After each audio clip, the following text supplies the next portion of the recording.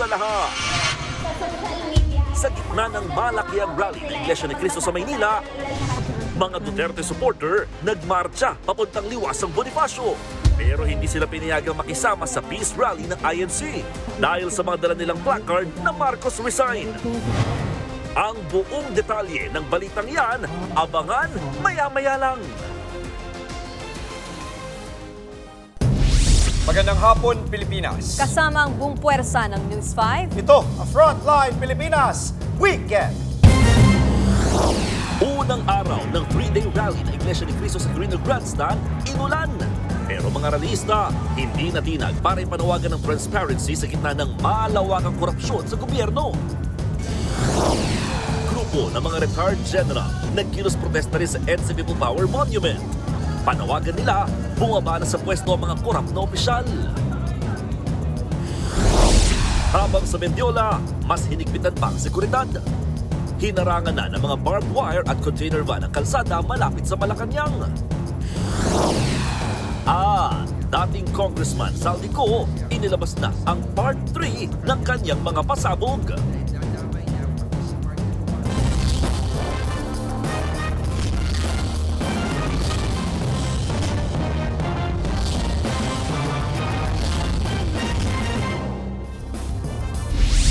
Persang nakabantay ang Frontline Pilipinas Weekend sa kabi-kabilang kilos protesta ngayong araw. Makakasama natin sina Gary De Leon at Mean Los Baños mula sa Quirino Grandstand kung saan ang sentro ng isinasagawang rally ng Iglesia ni Cristo. Power Monument naman sina Kaki Gator at Rainiel Tawid. Nagkikilos protesta roon ang grupo ng mga retired generals. Nakabantay naman si Mondi Lopez sa sitwasyon ng trapiko sa Quezon City, habang si Ian Suyo nasa Liwasang Bonifacio kung saan nagsasagawa ng programa ang mga taga-suporta ng mga Duterte.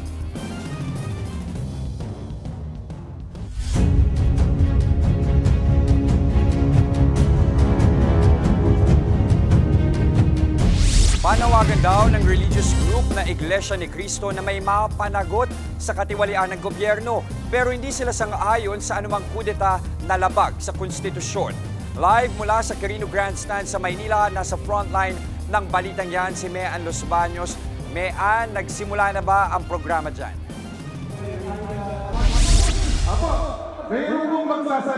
Yes, Jester, pasado alas 4 ng hapon, nagsimula mismo yung formal na programa ng Iglesia ni Cristo. Nandito tayo mismo nakatayo sa Quirino Grandstand at yung aking nasa likuran yung mismong entablado kung saan nagsasalita yung ilan sa mga ministro at yung mga host. Simula pa kanina yung mga host at yung ilang mga intermission numbers, but yung mga ministro nag-start at 4 p.m. Panawagan nila, Jester, transparency, accountability at justice. Yan ang panawagan ng mga relista mula sa Iglesia ni Cristo sa pagsisimula ng 3 araw nilang kilos protesta.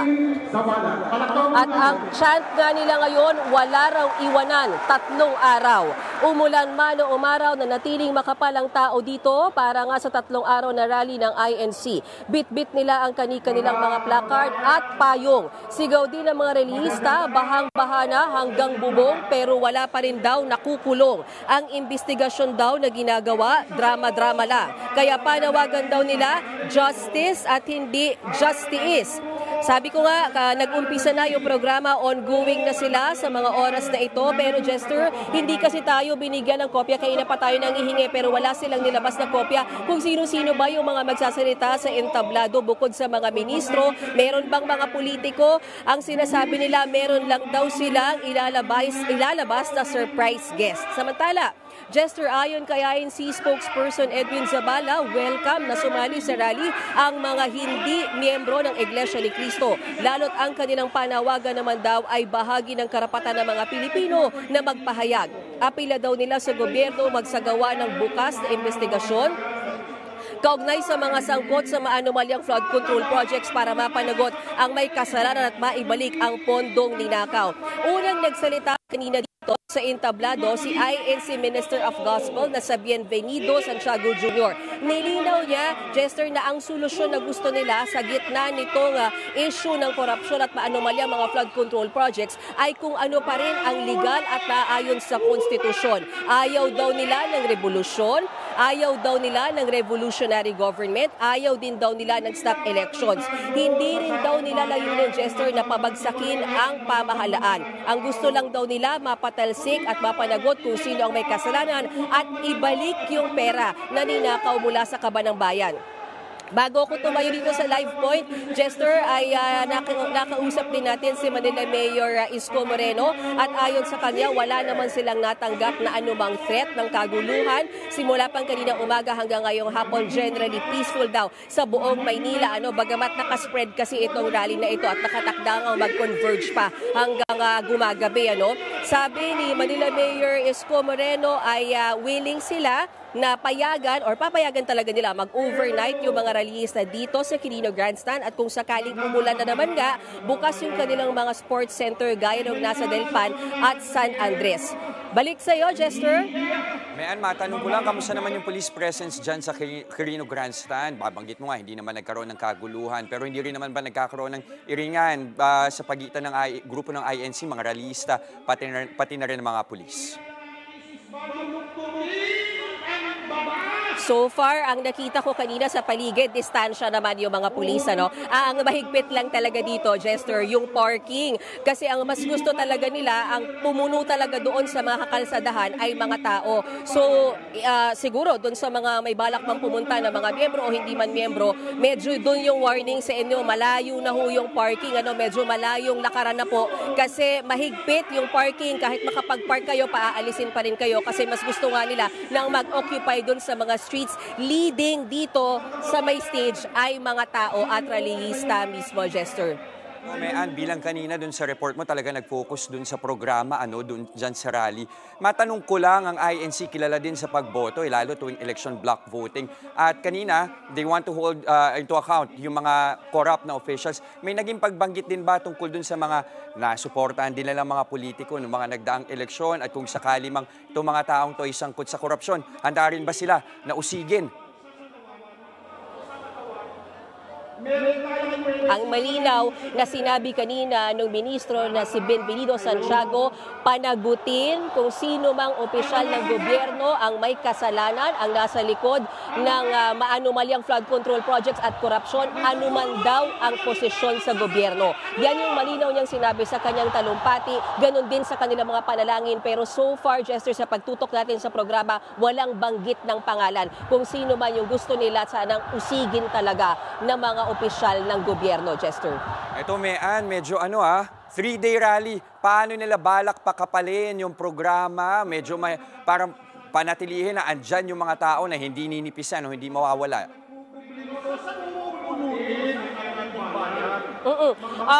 Kaya kanina yung chant nila, walang iwanan 3 araw. So, I guess that's one of their ways para sabihin na, kasi alam mo kanina maghapon, Jester, mahirap yung kalagayan ng mga rallyista kasi napakainit. And then after nung init, umulan, and then ngayon, medyo makulimlim. So sana wag naman, pero mukhang may badya ng pag-uulan dito. So talagang chini-cheer up nila yung isa't isa. So far sa nakikita ko, makapal dito sa likod, yung magkabilang gilid, kasi nakikita dito sa aming, kung saan kami nakatayo for Live Point, mataas kami. So kita namin yung gilid hanggang sa harapan, makapal pa yung tao. Pero yun yung sinasabi nila, kanina pang tease din nila, Jester, meron tayong guest, surprise witness or surprise guest.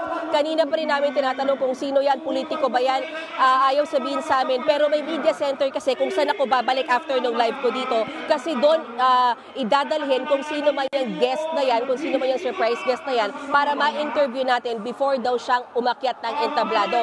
May ilang senador na nagsabi sa akin na darating sila, pero hindi ko kasi masabi dahil ayaw nilang magpa-reveal ng name. So hihintayin na lang natin talaga na umakyat sila ng entablado or magpa-interview sila mamaya sa may media center, Jester. Mayan, antabayan na namin yung guest reveal na yan. Balitaan mo kami, nag-uulat mula sa Quirino Grandstand. Maraming salamat, Mayan Los Baños. Magdamagan na mga rallyista na dumayo sa Maynila para sa 3 araw na peace rally ng Iglesia ni Cristo kontra korupsyon. At para sa detalye na sa frontline po ng balitang yan, live mula sa Ross Boulevard sa Maynila, si Gary De Leon. Gary, kita nga natin kanina sa ulat ni Mayan, ang kapal na ng tao. Diyan naman, kung nasaan ka sa mga nakikita mo, kamusta ang mga tao dyan ngayon? Ano mo, Andre, dito sa Baywalk area ng Ross Boulevard, patuloy yung pagdating ng mga kapatid natin Iglesia ni Cristo dun sa venue. Ibig sabihin, matapos o hindi man yung pinaka-programa, patuloy ang pagdating nila. No? Ganito kasigla yung mga kapatid sa Iglesia na pumunta nga rito para makilahok sa 3-day peaceful rally. No? Dito sa likuran ko, makita nyo yung patuloy na pagdaan ng mga tao. Galing, ito papunta to ng area ng Luneta. No? Habang may makita rin kayo na naglalakad pabalik, pa southbound naman, yan naman yung medyo magpapahinga na. At example nga kung bakit mananatili yung mga kapatid sa 3 days na rally na to ay may mga kapatid na tayo na nag-stake out na rito. Kagaya nito galing pa ng Quezon. Ilang araw po kayo rito, ma'am? 3. 3 days. 3 araw, yes. Tatagal po tayo 3 days. Yes naman. Ano baon? Marami. So taga Tayabas, Quezon pa po sila at dito yung standby area nila. So yung ibang mga kasama nila sa Tayabas ay maaaring pumunta rito at puntahan din po sila. Yung iba naman na walang dalang sasakyan, naggawa po sila ng tent. Nagbaon din po sila ng mga tent tulad nito. Ayan, si ate, ready na. Medyo basa pa dahil umulan. Makita mo si ano? Para po hindi mapagad. 3 po hanggang Martes. Ayun, 3, no? At nyo ay grupo-grupo. I-explain ko lang sa inyo no, na ang PNP ay nagtalaga ng 1,500 na pulis dito sa lugar na ito no, para lang sa seguridad. Pero bawal sila sa stage malapit, bawal ang may barel, at bawal din silang humalo. Yung iba kasing pulis ay nakasibilyan. Ano, at para hindi mahaluan yung mga Iglesia ni Cristo, ang mga karamihan dito ay magkakakilala. Bakit? Distrito kasi, lokal na lokal, o bawat kapilya ay magkakakilala. Kaya alam nila kung sino ang halo sila. Sa kanila kung may pulis o ibang rallyista ay madali nilang naire-report. No? Ganyan yung kaisahan at ganyan yung paghahanda na ginawa ng mga Iglesia ni Cristo para maging peaceful nga yung 3 days na rally. At sa ngayon, karamihan ng mga nanggaling nga doon sa venue ay magpapahinga at hindi aalis yung iba. Iba ay uuwi pero mas marami pa rin yung mag-i-stay para matugunan nga yung 3 araw na rally. Andre.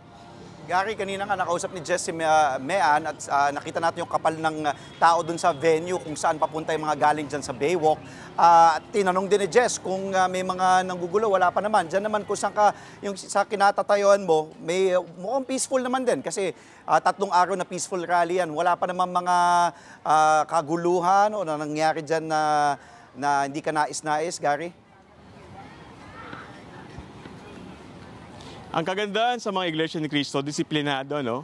Pag sila ay kumain, naglilinis sila, at sinisigurado nila na hindi magkakaroon ng kaguluhan, magkakakilala o hindi man magkakakilala, basta nakasuot ng t-shirt, nagbabatian. Ganun sila ka-peaceful. Kaya wala rin tayong nakikitang presensya ng pulis dito sa area na to, maliban na lamang sa US Embassy at kung saan nagaganap ngayong rally. Kasi dito, alam naman ng mga kapulisan na hindi nga magkakaroon ng ganyang kaguluhan. Andre. Okay. Gary, di ba bukas naman itong rally na ito para sa lahat? So, bukod sa Iglesia ni Cristo, sa mga retirado ngang mga pulis at military, ano pang ibang mga paksyon ang umattend? Sa ngayon kasi, Nikki, no, hindi ko napansin na may ibang grupo. Karamihan kasi nakasuot ng transparency na t-shirt na kulay puti at hindi natin nakitaan ng ibang grupo. Kasi may nagtangkang grupo kanina na sumali, pero bawal kasi yung meron tayong parang pinariringgan na politiko rito. No? Ang atin dito is transparency and accountability. Kaya yung may mga nagsasabing bumaba sa pwesto, mag-resign, ay hindi pwede munang humalo kasi magkakaroon ng kulay politika yung peaceful rally na ginagawa daw ng Iglesia ni Cristo. Nikki. Gary, si Jess ito, no, nabanggit mo na nga kanina, hindi nila pinapayagan hanggat maaari yung mga taong merong panawagan na mag-resign ang kung sino mang politiko. Ito yung mga grupo nasa Liwasang Bonifacio ngayon, ano? Yun nga rin sinasabi nila, hindi sila pinayagang makisali dyan sa Quirino Grandstand. Pero sa ngayon ba, napanatili, nawala na kahit sino mula doon sa grupong nasa Liwasang Bonifacio na dumalo o di kaya ay nakapasok dyan sa Quirino Grandstand. At kamusta? Natanong ko na kay Mean kanina yung police presence. Kamusta naman? Sapat ba yung distansya? Hindi naman sila nagkakaroon ng iringan doon sa mga rallyista. Kung with regards sa seguridad, may sariling security kasi ang dala ang iglesia, no? Yung tinatawag na scan.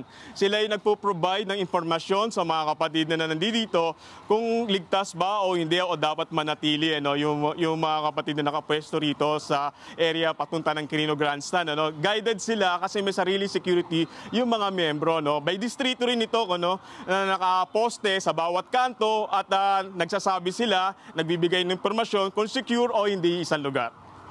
Balik sa inyo.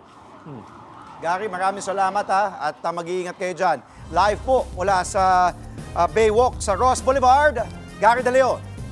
Samantala, umapela ang grupo ng mga retiradong general kay Pangulong Bongbong Marcos at Vice President Sara Duterte na ayusin na lang ang kanilang bangayan. Ayon sa grupong United People's Initiative o UPI, mas mainam na tuldukan na ang alitan at tutukan na lang ng dalawa ang pagsugpo sa korupsyon. Parehong tumakbo at nanalo sa ilalim ng Unity Team noong 2022 sina Pangulong Marcos at VP Sara bago lumaki ang hidwaan.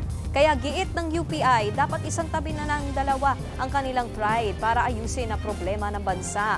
Magdadaos din ang grupo ng hiwalay na rally kasabay ng Iglesia ni Cristo sa Quezon City mula ngayong araw hanggang sa Martes, November 18. Pero wala raw silang balak babagsakin ang gobyerno. Iniyak naman ng PNP na ipatutupad nila ang maximum tolerance sa 3 araw na malawakang rally kontra katiwalian. Pinag-utos din daw ni Interior Secretary John Vic Remulla na magsuot ng body camera ang mga pulis. Yan ay para sa transparency pagdating sa crowd dispersal. Naka-full alert naman ang Armed Forces of the Philippines para sa rally ng Iglesia ni Cristo sa Maynila at ang grupo ng retired generals sa EDSA People Power Monument sa Quezon City. Matatanda ang umuugong na isasabay sa malawakang mga rally ang destabilisasyon laban sa Administrasyong Marcos. Susunod, dating Congressman Zaldico isiniwalat sa Part 3 ng kanyang revelasyon na may plano raw na ipapatay siya kapag umuwi siya ng bansa. At ang latest sa mga kilos protesta sa Maynila at sa Quezon City ating sisilipin. Lahat ng yan sa pagbabalik ng Frontline Pilipinas Weekend.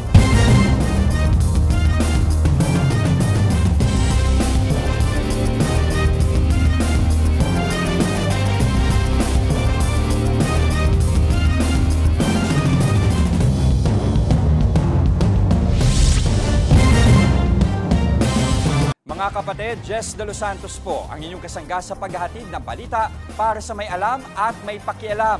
Para sa tuloy-tuloy na makabuluhang balitaan, mag-follow at mag-subscribe na sa social media pages ng News 5.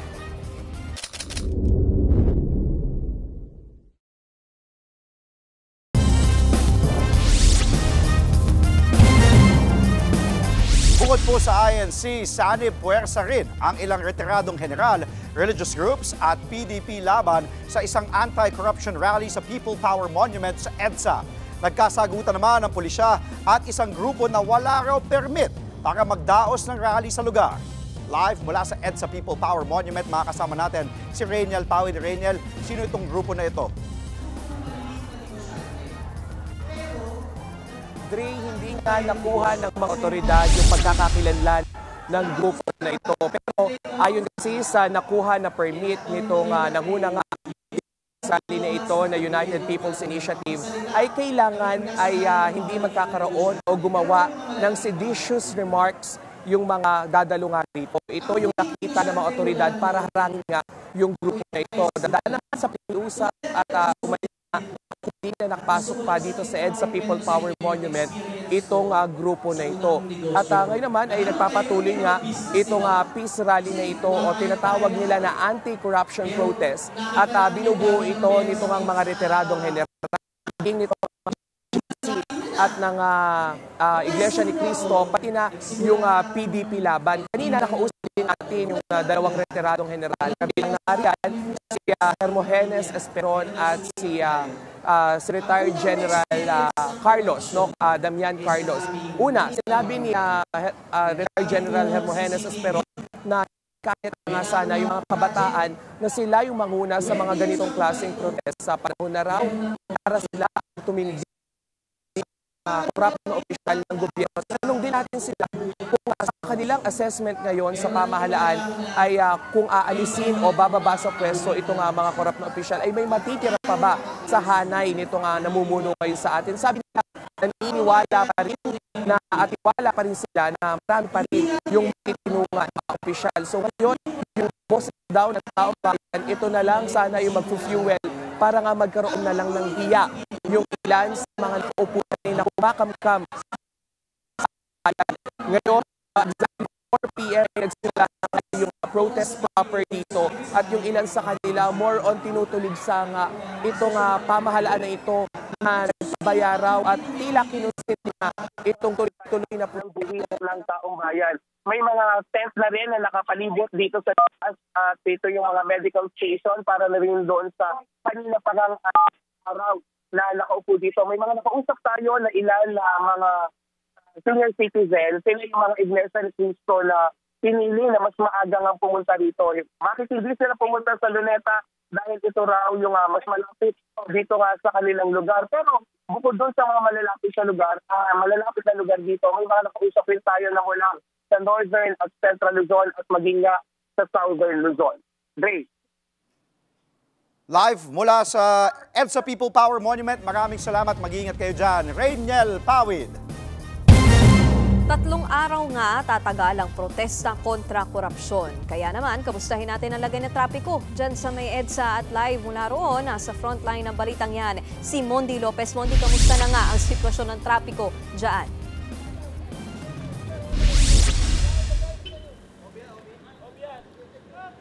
Yes, Nikki, maayos at walang traffic. Yan ang sitwasyon dito sa White Plains Avenue, corner Katipunan Extension. Bandang 3:00 ng hapon, isinarado ng White Plains Avenue bound lane na papuntang EDSA. Kaya para sa mga kapatid natin manggagaling ng Cubao, mas mainam na sa Boni Serrano na kayo dumaan para dire-diretso ang biyahe. At para naman sa mga manggagaling ng Ortigas at Pasig, pwedeng diretsuhin ang Giraffe Temple Drive tapos kumanan sa dulo papuntang QC Pasig boundary. Mapapansin nyo rin na wala nang sasakyan na nanggagaling sa White Plains papuntang Katipunan Extension dahil ayon sa mga traffic enforcer, isinarado na rin ito. Sa isinagawang anti-corruption rally, apektado makalsada ng EDSA parteng Columbia at Florida Street, Don Vicente Madrigal Avenue at ito nga White Plains Avenue. Sa ngayon, nakadeploy pa rin ang 300 personnel ng QC Traffic and Transport Management Department o TTMD para sa traffic at crowd safety. Nakausap ko kanina ilang taon ng DPOS o Department of Public Order and Safety. May 4 na grupo sila at ang mga kasama natin ay nakasign sa Quadrant 4 o Q4 kung saan tayo nakatayo. Narito rin ang medical team ng QC-DRRMO na may ambulansya at stretcher para sa mga may hilo, tataas ang BP o posibleng masugatan. Nakapwesto rin ang team ng Philippine Red Cross at ang kanilang ambulansya, pati na ang BFE fire truck bilang karagdagang safety support. Nikki, tanging mga residente ng Corinthians lang ang pwedeng papasukin at palabasin, pati na rin yung mga nag-participate sa rally. Ganon din yung mga nagde-deliver ng pagkain at ilang may kinalaman sa seguridad. At ayon sa nakausap ng traffic enforcer, muli magbubukas ang kahabaan ng White Plains Avenue pagkatapos ng rally ngayong gabi. Okay, maraming salamat, Mondi Lopez. Para po sa mga may lakad ngayong weekend, ilang kalsada po ang sarado sa Maynila at Quezon City dahil pa rin sa malawakang mga rally. Isasara ang mga daanang yan hanggang matapos sa mga protesta sa November 18. Ang buong detalye sa Frontline Report na ito. Simula ngayong linggo, November 16 hanggang Martes, November 18, kaliwat ka ng protesta ang kasado sa ilang bahagi ng Metro Manila. Kaya ang mga lokal na pamahalaan, maaga nang isinara ang ilang kalsada para sa malawakang protesta. Sa Maynila, 11 kalsada ang sarado sa paligid ng Luneta Park, kung saan idinaraos ng Iglesia ni Cristo ang kanilang peace rally. Kasama riyan ang Bonifacio Drive, Rojas Boulevard, Katigbak Drive, Independence Road at ang east at westbound lanes ng Calao at P. Burgos Avenue mula sa kanto ng TAF hanggang Rojas Boulevard. Sarado rin ang Maria Orosa Street mula UN hanggang P. Burgos, ang buong kahabaan ng Finance Road, Round Table at ang Mabini Street mula Calao hanggang UN. Sa bahagi naman ng Mendiola, sarado rin ang ilang bahagi ng CM Recto Avenue at Legarda Street sa University Belt. Habang sa may liwasang Bonifacio, sarado ang Magallanes Drive mula Jones Bridge hanggang MacArthur Bridge. Pati ang Ayala Bridge at eastbound lane ng Ayala Boulevard mula San Marcelino hanggang Romualdez Street, sarado rin. Payo ng Manila District Traffic Enforcement Unit, Dumaan na lang sa ilang alternatibong ruta, malapit sa mga isinarang kalsada papunta sa inyong destinasyon. Sa Quezon City naman kung saan nagrarally rin ang ilang retiradong general sa People Power Monument at EDSA Shrine, isinara na ang kahabaan ng White Plains Avenue mula sa kanto ng EDSA hanggang sa corner ng Katipunan Avenue. May itinalaga namang parking area sa Temple Drive hanggang Giraffe Street. Eastbound ng Serrano Avenue, 18th at 20th Avenue at ilang bahagi ng EDSA. Maliban sa traffic, 16,000 ding mga pulis ang ipinakalat sa mga rally sa QC at Maynila. Inaasahang dadagsain niya ng higit 100,000 magpoprotesta. Nagbabalita mula sa frontline, Rainiel Pawid, News 5. Samantala, muling itinutulak ng grupong Bagong Alyansang Makabayan ang pagpapanagot kina Pangulong Bongbong Marcos at Vice President Sara Duterte para sa malawakan umanong korupsyon sa bansa. Ayon sa grupo, sa PBBM daw ang kaisa-isang dapat sisihin sa anomalya sa pambansang budget. Siya rin daw naman kasi ang nagdadraft nito. Kung hindi raw aaminin ng Pangulo ang kanyang pagkukulang, nararapat lang daw siyang imbestigahan. Pero kailangan din daw panagutin ang Vice Presidente dahil sa paglustay umano nito sa kanyang maanumalyang confidential funds. Guilty raw ang mga pamilyang Marcos at Duterte sa paggamit nila ng kapangyarihan para ipalaganap ang korupsyon. Hinihimok rin ng grupo ang publiko sa sumama sa kanilang protesta sa Luneta sa November 30 sa Bonifacio Day. Dito raw nila ihahayag ang kanilang galit sa mga korap at ang panawagan sa totoong pagbabago sa lipunan.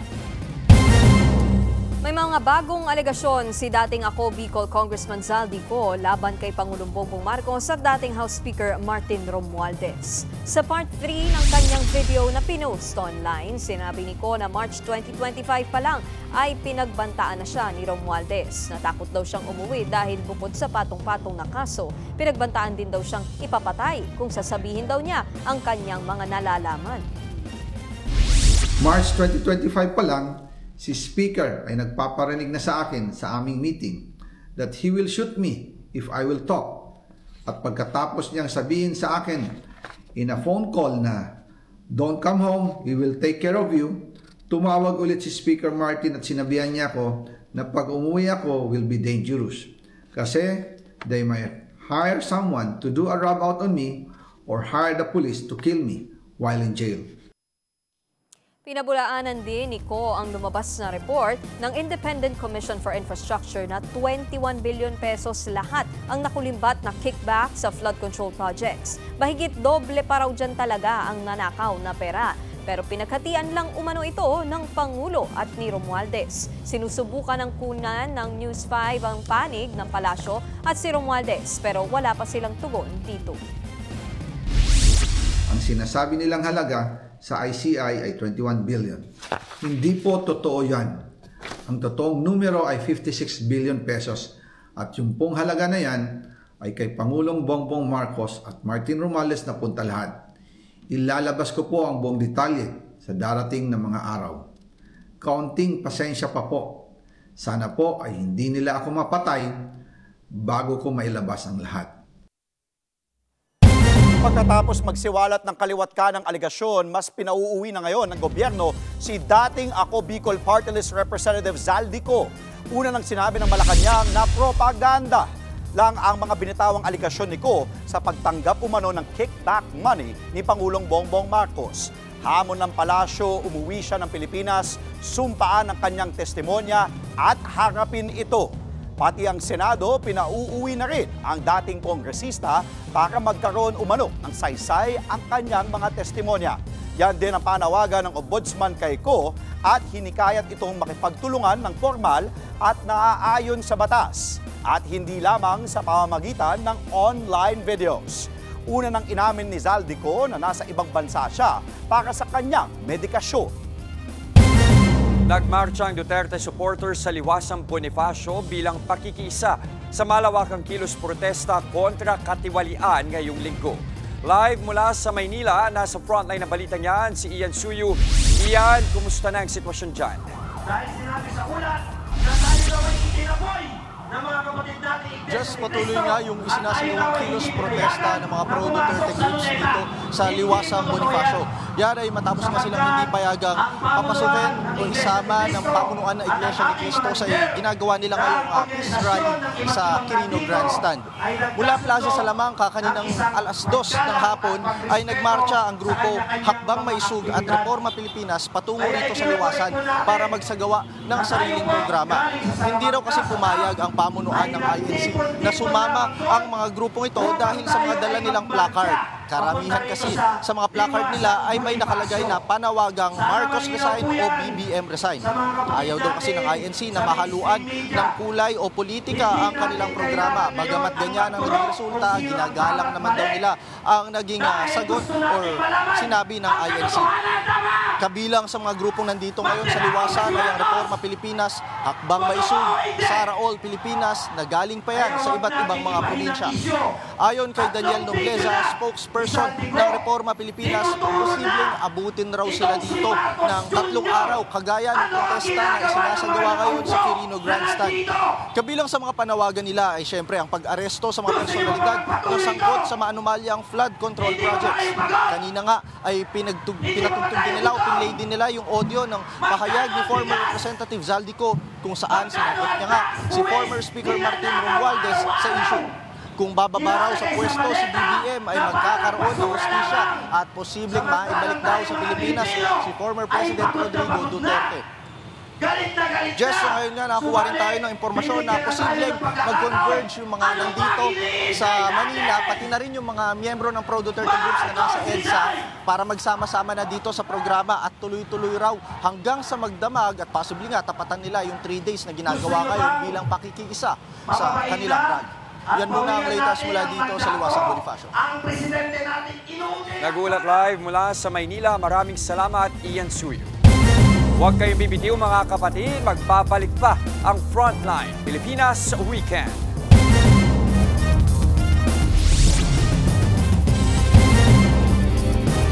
Mga kapatid, Nikki de Guzman po. Para sa mga impormasyong dapat ninyong malaman, mag-follow at mag-subscribe na sa social media pages ng News 5.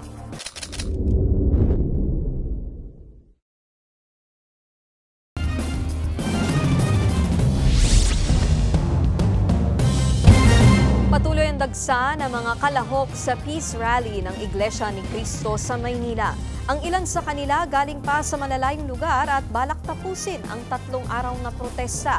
At live mula sa Rojas Boulevard sa Maynila, nasa frontline ng balitang yan, si Bril Montalvo. Bril, kamusta na ba ang sitwasyon dyan?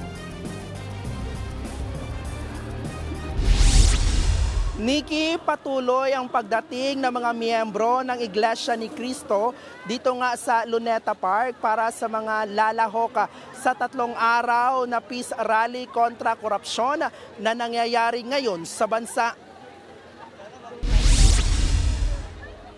Galing pang ilan sa kanila sa malalayong lugar na lumuwas pa kaninang madaling araw, kagaya ng mga taga Batangas at Cavite. Pumunta sila dito para suportahan ang panawagan ng kanilang simbahan para sa transparency at accountability. May iba sa kanila na nagdala pa ng mga tents para dito na mamalagi at matutulog sa 3 araw na aktibidad. May mga dala din silang mga pagkain.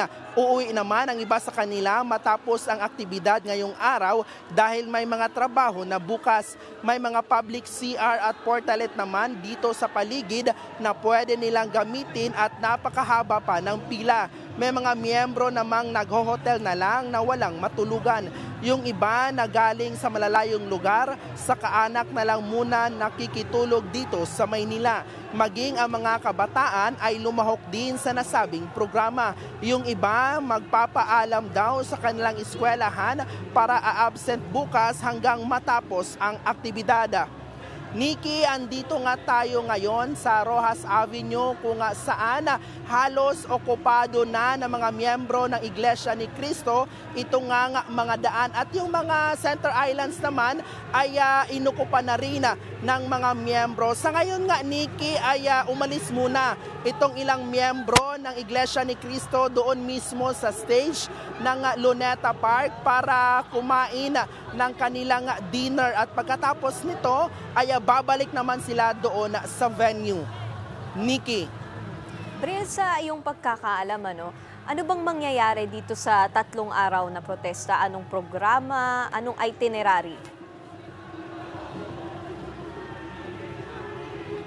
Ayon nga sa mga miyembro na nakausap natin ay sinabihan umano sila na dumalo at makinig sa mga speaker, sa mga speech ng kanilang mga ministro at may iba ring mga inimbitahan sila na mga performer. At yun nga, panawagan nila ang accountability para doon sa mga korap sa gobyerno at nanlilimbong sa bayan.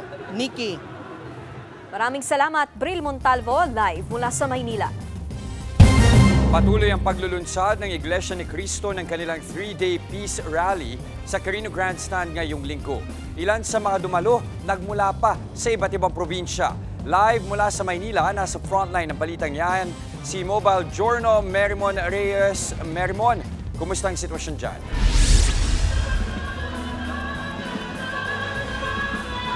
Chester, umulan man o umaraw, tuloy-tuloy pa rin yung paglunsad ng 3-day prayer rally ng Grupong Iglesia ni Cristo dito sa Quirino Grandstand.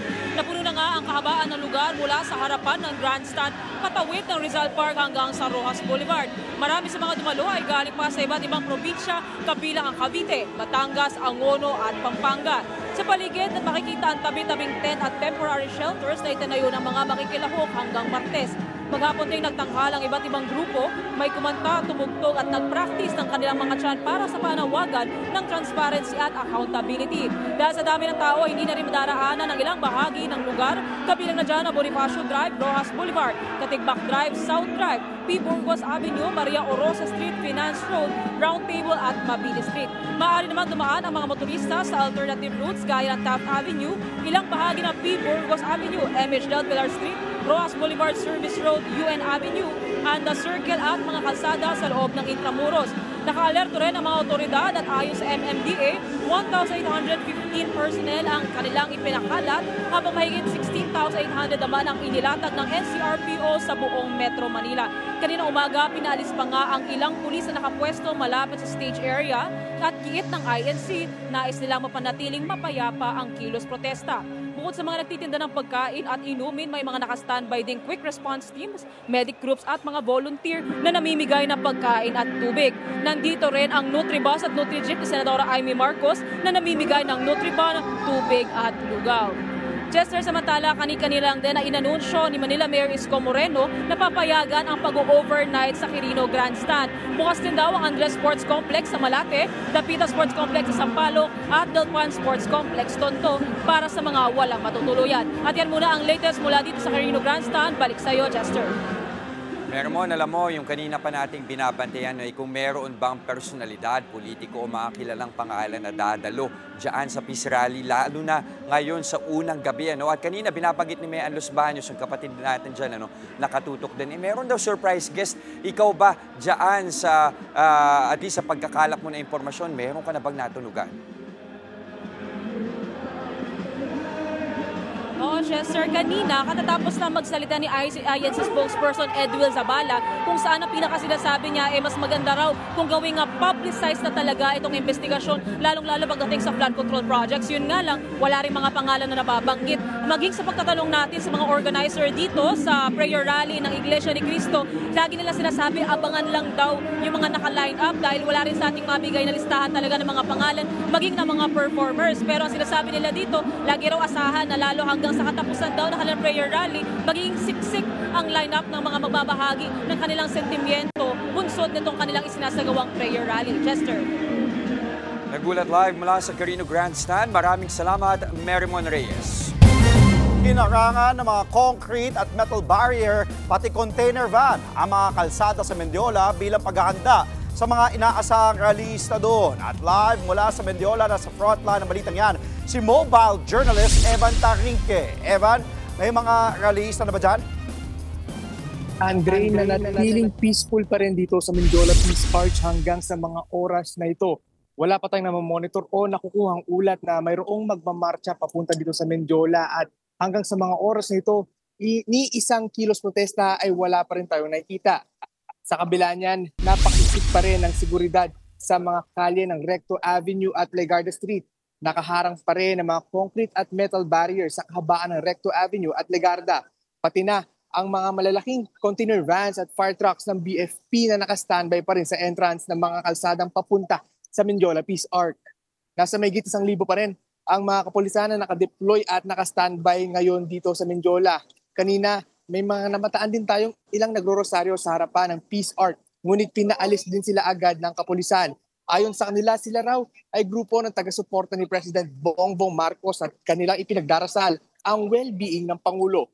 Kasunod niyan, suspendido na rin ang mga klase ngayon dito sa Maynila at nag-shift na sa alternative delivery mode. Pero malaya pa rin makakadaan by foot yung mga residente sa lugar. Andre, sa ngayon makikita nyo sa aking likuran, no, yung ilang membro ng kapulisan ay nagpapalit na ng kanilang relyebo. No? Ganyan ang magiging sistema ngayon dito sa Mendiola, no, dahil 3 araw nga yung magiging peaceful rally at sinisecure nga nila itong Mendiola. Ayon nga kay DLG Secretary John Vic Rebulla, OA man daw kung tawagin, pero sabi niya mas okay na mag-overreact kaysa daw not to react at all. Andre? Maraming salamat at mag-iingat kayo dyan. Live mula sa Mendiola, mobile journalist Evan Tarinque. Mga kapatid, huwag po kayong bibitiw dahil tuloy-tuloy lang ang balita dito sa Frontline Pilipinas Weekend.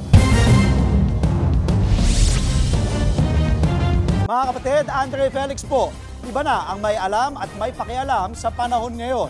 Para po sa tuloy-tuloy na balitaan sa Frontline kahit weekend, mag-follow at mag-subscribe na sa social media pages ng News 5.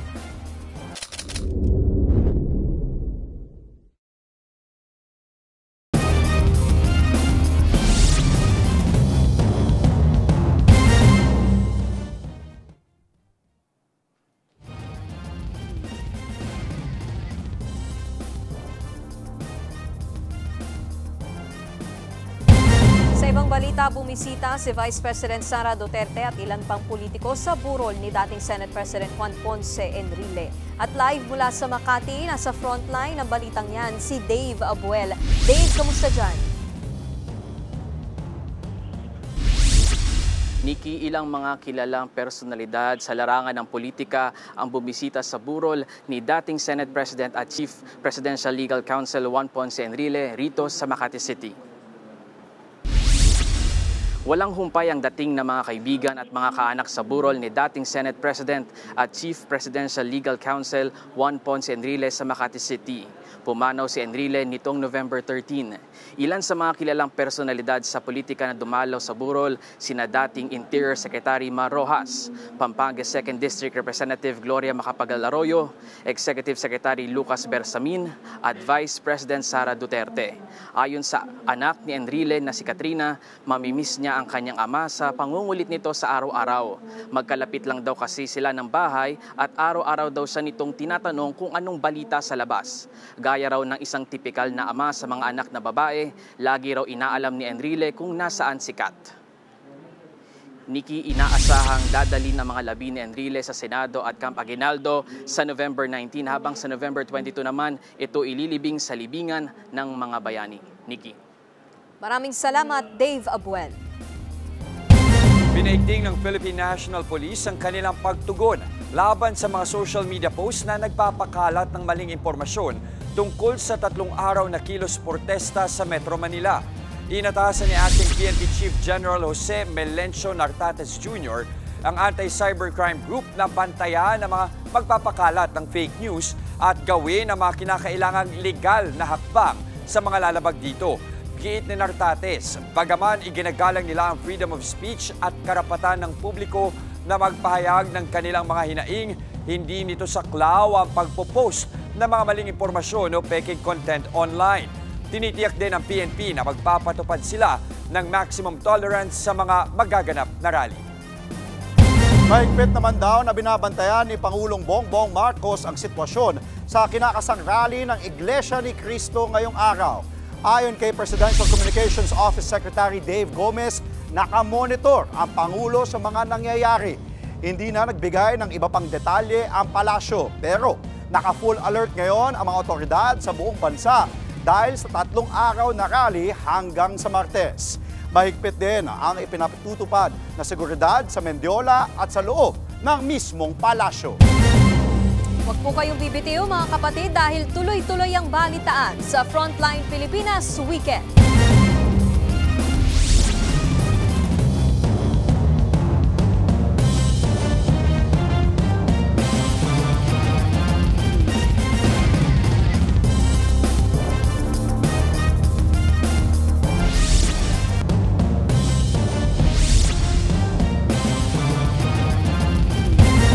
Panawagan si Manila Archbishop Cardinal Jose Advincula sa mga dadalo sa mga kilos protesta. Sa kanyang pastoral statement, sinabi niyang huwag mangibabaw ang emosyon kesa sa katwiran. Dagdag pa niya, kasalukuyang nahaharap sa malalim na krisis sa moralidad at espiritual ang bansa dahil yan sa isyu ng katiwalian at kawalan ng tiwala sa institusyon. Kaya dapat daw ay maging matalino, kritikal at mapagmasid. Tinawag din niyang pandemic of lies ang mga naglipa ng mga kasinungalingan. Pahayag naman ni Cardinal Advincula sa mga militar, maging tapat sa bansa at hindi sa partikular na personalidad. At yan po mga impormasyong dapat ninyong malaman. Mga balita para sa may alam at may pakialam. Pero wag po kayong alis, magpapatuloy ang protesta special coverage. Mapapanood yan sa social media pages ng News 5, 1 News, 1PH at True FM. Walang iwanan sa Frontline Pilipinas Weekend.